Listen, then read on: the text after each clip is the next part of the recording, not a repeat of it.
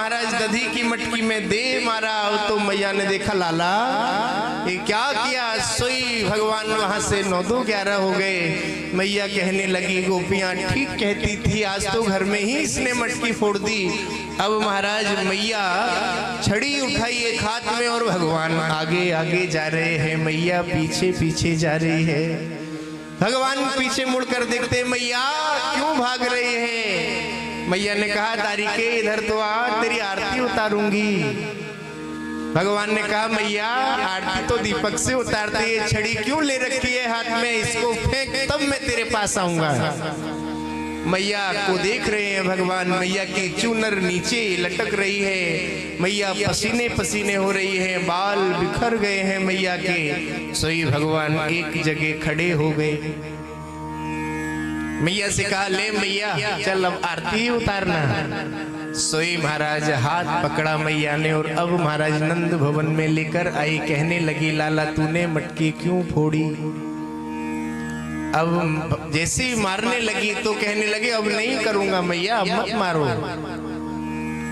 और मारे मती मैया बचन भरवाए ले, मारे मती मैया दाऊ की खवाए ले, बाबा नंद की खवाए ले। मारे मती मैया बचन भरवाए ले, मारे मती मैया बचन भरवाए ले, बचन भरवाए ले।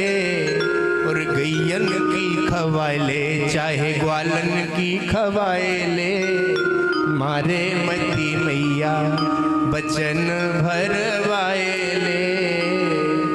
मैया ने कहा दारी के ऐसे नाय माने गो। अब भगवान को आज उखल से बांध दिया मैया ने और महाराज भगवान उखल से बंध गए।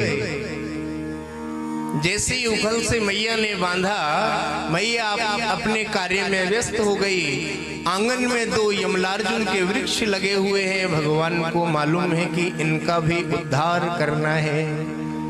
2 यमलार्जुन के वृक्षों के मध्य से भगवान निकल गए।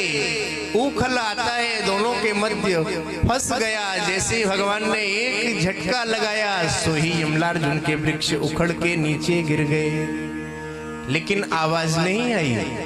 दोनों में से 2 दिव्य महापुरुष प्रकट हुए और भगवान की दिव्य स्तुति गाई। भगवान सुखदेव मुनि वर्णन कर रहे हैं।